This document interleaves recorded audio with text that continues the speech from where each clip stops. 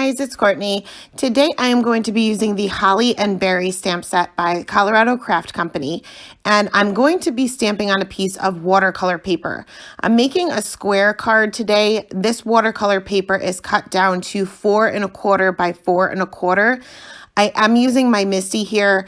Number one, this is a huge image and the watercolor paper is textured. So most of the time you do have to stamp it twice just to get a really bold black outline. I'm stamping with Blackout ink by Ink on 3 because it is Copic safe as well as waterproof. So once my stamping was done, I am going to be testing out again the Ink on 3 Atelier inks. And I'm going to kind of be mixing these with Copics because in the first video, which I'll link below, how I kind of just tested these inks out with different techniques, I totally ignored the fact that these are Copic safe. So I'm going to be mixing some watercolor and Copics. So I'm going to smush some of the inks down onto a large acrylic block, and I'm just using that as a palette. For the leaves, I am mixing the black and the green. It's Goddess Green and Paint It Black just to get a deeper green just for the center. So these holly leaves, you can kind of tell by the way the illustration is drawn. They're kind of dipped in, I guess you could see, or caved in the center. So that would be the darkest area. So I'm just going over that area with that darker green. And then I'm getting a damp paintbrush and kind of spreading that out with the regular green that comes right in the ink pad without mixing it. For this particular leaf, there would also be a shadow where that berry is hanging over the bottom portion of the leaf. So I'm just adding a little shadow to that as well. For this next leaf, this huge one, I'm pretty much doing the same thing, just adding this darker green in the center, and then I'll spread that out with this regular strength, I guess you could say, green. Now on that one side, there's some indentations on what's our left side. I don't know whether you can see it on camera, but it is just part of the stamp. So I'm also going to add a little bit more shading there as well, because this would almost be not really folded over on itself, but there would be some added texture, I guess you could say, in that leaf. So I want to make sure that I add a little bit more shading there. Now my paper is damp. It's not soaking wet. I'm going in with the damp paintbrush each and every time. When I dip this in my water, I have a paper towel that I'm just dabbing the base of the bristles on so that it's not soaking wet. Moving on to this final leaf, I'm going to do the same thing, and now 2 of these berries kind of hang over the base of this leaf as well, so I am going in a little bit more with that darker color there as well to create that shadow. Now, once I have this base layer down for my leaves, I'm going to move on to the stem and the berries. And all you have to do, if you use an acrylic block or whatever palette, temporary palette that you're going to use, you can just wipe this up with a paper towel. My paper towel is a little bit damp and absolutely filthy from prior use, but it just wipes right off your acrylic block. So this is a great thing to use as a palette. So I'm going to take out the red, which is the Maryland red, as well as this twiggy brown. And for the stems, I'm just going to go right in with the brown. We're going to be adding some details later. There is a little bit of the stem showing in between the leaves and the berries as well.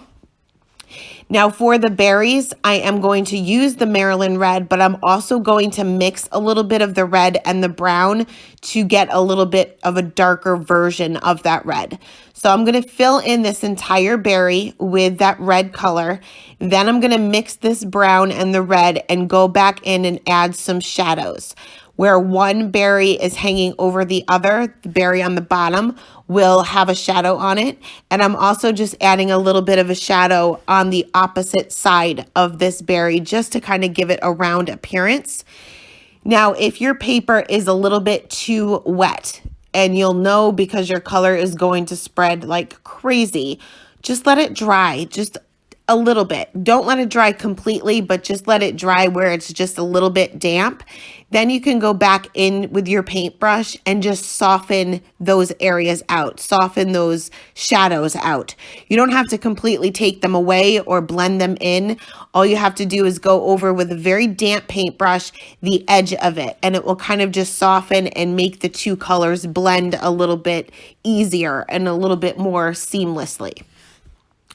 So once all of my watercoloring was done, I did let this dry for about 5 or 10 minutes. You can heat set it to kind of speed up the process, but I prefer just to let mine air dry. It minimizes the warping of the paper.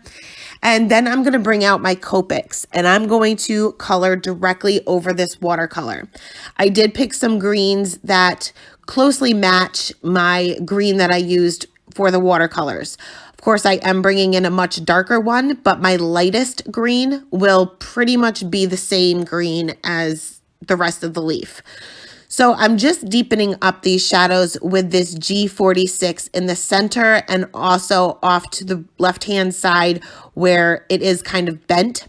And I also added a little bit of a shadow on the right-hand side as well, and that's just to give it a little bit more texture. You can add little flicks here and there, wherever you want, and it's going to add a little bit more shape to your leaf. Blended that out with the G24 and then moving on to the G82, which is the one that pretty much is the same as the background. And I'm just going to soften these areas up just like we did with that damp paintbrush. You don't have to blend it out completely, just soften it so that you have more of a seamless blend. Going to go ahead and do the same thing with these other two leaves, making sure that I'm paying attention to the shadow that the berries would create where they're hanging over. And again, you can see that I'm just taking some of those edges and adding a little bit of a shadow there, adding a little bit of texture or shape there. And there's really no rhyme or reason for it. I'm just kind of picking a random area and adding this extra color, and that will really boost up your coloring. Going to move on to this final leaf here and doing the same thing here, just creating that shadow where those berries are and adding a little bit of shading in the center and a few little areas off to the side, blending that out with the mid-tone green and then softening those edges with that lightest green color. Now, once I had all of the leaves colored, I did go back to the first one because it just didn't look the same as the other ones. And it's probably because it's so large and I added the same amount of shading. So I did just add a little bit more of that mid-tone color and then blended that back out with the lightest color. And I liked those results much better. So next we are going to move on to the stem and the berries. For the stem, there's not a whole lot of area, or actually we're going to do the berries first. So I'm going to bring in a dark red here and I'm just going to darken up those shadow areas, mainly where the berries are either hanging over one another or hanging behind one of the leaves. And then I'm going to blend that out with two different reds. And this is mainly because I just didn't have any colors that closely matched this particular ink. And I'm going to finish this off with an R02, which you're not going to see at all. It's actually lighter than the ink, but Copics are transparent, so you're going to see right through that onto the color that we've already had put down. Now here is where I'm going to go in with the stem, and I'm just going to add a teeny tiny bit of color here just to add a little bit of dimension. So once all of my coloring was complete, I am going to go ahead and stamp out the sentiment. This is also from this stamp set. I'm going to use some VersaFine Onyx Black ink because it does pretty much give a really good impression even on this textured watercolor paper. Going to mat my main panel down onto a black square here, and this is cut down with a stitched square die, and this is the largest one in the set. Going to use my wet glue. I prefer to use the Tombow Mono Multi Glue, and I can never seem to layer anything right the first time. So I always use wet glue because this gives me a couple of seconds to move things around before it becomes permanent and make sure that everything is straight with an even border around all four sides. Going to go ahead and layer this onto a card base, and this is a 5.5 by 5.5 card base. And of course, if you know me at all, I'm going to finish off with some glossy accents on the berries, and I also added a few little drops around the sentiment as well. But that is it. That is the card for today. Quick one. I will leave all of the supplies listed in the description box below. Thanks a lot for stopping by, and have a great day. Bye.